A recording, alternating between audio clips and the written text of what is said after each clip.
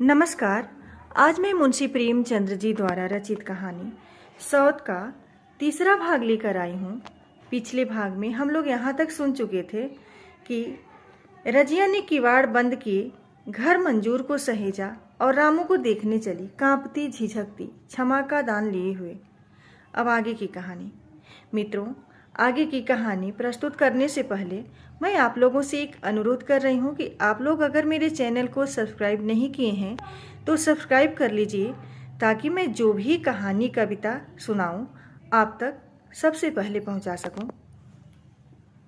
प्रस्तुत है आगे की कहानी। रामू को थोड़े ही दिनों में मालूम हो गया था कि उसके घर की आत्मा निकल गई, और वह चाहे कितना जोर करे, कितना ही सिर खपाए, उसमें स्फूर्ति नहीं आती। दासी सुंदरी थी, शौकीन थी और फूहड़ थी। जब पहला नशा उतरा तो ठाए ठाए शुरू हुई। खेती की उपज कम होने लगी, और जो होती भी थी वह उटपटांग खर्च होती थी, ऋण लेना पड़ता था। इसी चिंता और शोक में उसका स्वास्थ्य बिगड़ने लगा। शुरू में कुछ परवाह न की, परवाह करके ही करता क्या, घर में पैसे न थे। अताइयों की चिकित्सा ने बीमारी की जड़ और मजबूत कर दी, और आज 10-12 दिन से उसका दाना पानी छूट गया था। मौत के इंतजार में खाट पर पड़ा कराह रहा था, और अब वह दशा हो गई थी जब हम भविष्य से निश्चिंत होकर अतीत में विश्राम करते हैं, जैसे कोई गीदड़। आगे का रास्ता बंद पाकर पीछे लौटे। रजिया को याद करके वह बार बार रोता और दासी को कोसता, तेरे ही कारण मैंने उसे घर से निकाला। वह क्या गई, लक्ष्मी चली गई, मैं जानता हूँ। अभी बुलाऊं तो दौड़ी आएगी, लेकिन बुलाऊं किस मुंह से। एक बार वह आ जाती और उससे अपने अपराध क्षमा करा लेता, फिर मैं खुशी से मरता, और लालसा नहीं है। सहसा रजिया ने आकर उसके माथे पर हाथ रखते हुए पूछा, कैसा जी है तुम्हारा? मुझे तो आज हाल मिला। रामू ने सजल नेत्रों से उसे देखा, पर कुछ कह न सका। दोनों हाथ जोड़कर उसे प्रणाम किया, पर हाथ जुड़े ही रह गए और आंख उलट गई। लाश घर में पड़ी थी। रजिया रोती थी, दसिया चिंतित थी। घर में रुपए का नाम नहीं, लकड़ी तो चाहिए ही, उठाने वाले भी जलपान करेंगे ही। कफन के बगैर लाश उठेगी कैसे? 10 से कम का खर्च न था। यहाँ घर में 10 पैसे भी नहीं। डर रही थी कि आज गहन आफत आई। ऐसी कीमती भारी गहने ही कौन थे? किसान की बिकासी क्या? 2-3 नग बेचने से 10 मिल जाएंगे, मगर और हो ही क्या सकता है। उसने चौधरी के लड़के को बुलाकर कहा, देवर जी, यह बेड़ा कैसे पार लागे? गांव में कोई धेले का भी विश्वास करने वाला नहीं। मेरे गहने हैं, चौधरी से कहो इन्हें गिरवी रखकर आज का काम चलाएं, फिर भगवान मालिक हैं। रजिया से क्यों नहीं मांग लेती? सहसा रजिया आंखें पोंछती हुई आ निकली, कान में भनक पड़ी। पूछा, क्या है जोखू, क्या सलाह कर रहे हो?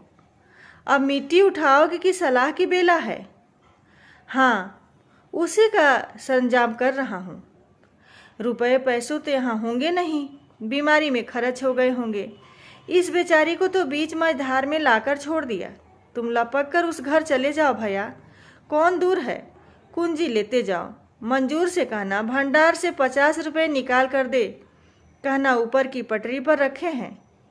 वह तो कुंजी लेकर उधर गया। इधर दसिया राजों के पैर पकड़कर रोने लगी। बहनापे के शब्द उसके हृदय में बैठ गए। उसने देखा रजिया में कितनी दया है, कितनी क्षमा है। रजिया ने उसे छाती से लगाकर कहा, क्यों रोती है बहन? वह चला गया, मैं तो हूँ, किसी बात की चिंता न कर। इसी घर में हम दोनों उसके नाम पर बैठेंगी। मैं वहाँ भी देखूंगी, यहाँ भी देखूंगी।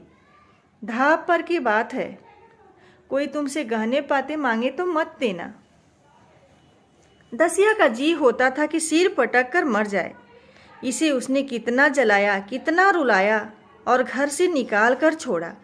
रजिया ने पूछा, जिस जिस के रुपए हों सूरत करके मुझे बता देना, मैं झगड़ा नहीं रखना चाहती। बच्चा दुबला क्यों हो रहा है? दसिया बोली, मेरे दूध होता ही नहीं। गाय जो तुम छोड़ गई थी वह मर गई, दूध नहीं पाता। राम राम, बेचारा मुरझा गया। मैं कल ही गाय लाऊंगी, सभी गृहस्थी उठा लाऊंगी। वहाँ क्या रखा है? लाश उठी। रजिया उसके साथ गई। दाह कर्म किया, भोज हुआ। कोई 200 रुपये खर्च हो गए, किसी से मांगने न पड़े।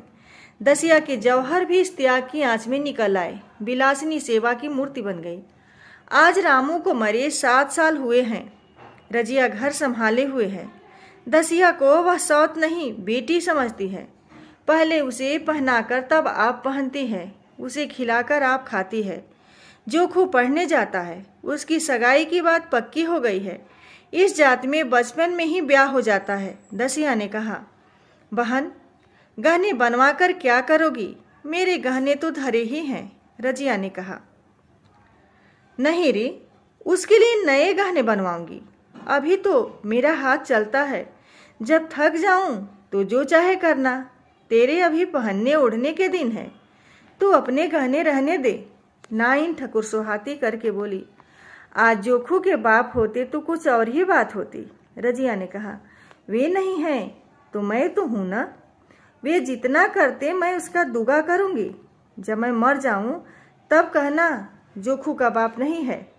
ब्याह के दिन दसिया को रोते देखकर रजिया ने कहा, बहू तुम क्यों रोती हो? अभी तो मैं जीती हूँ। घर तुम्हारा है, जैसे चाहो रहो। मुझे एक रोटी दे दो बस। और मुझे करना क्या है? मेरा आदमी मर गया, तुम्हारा तो अभी जीता है। दसिया ने उसकी गोद में सिर रख दिया और खूब रोई। जीजी तुम मेरी माता हो, तुम न होती तो मैं किसके द्वार पर खड़ी होती? घर में तो चूहे लौटते थे, उनके राज में मुझे दुख ही दुख उठाने पड़े। सुहाग का सुख तो मुझे तुम्हारे राज में मिला। मैं दुख से नहीं रोती हूँ भगवान की दया पर कि कहाँ मैं और कहाँ यह खुशहाली। रजिया मुस्कराकर रो दी। धन्यवाद।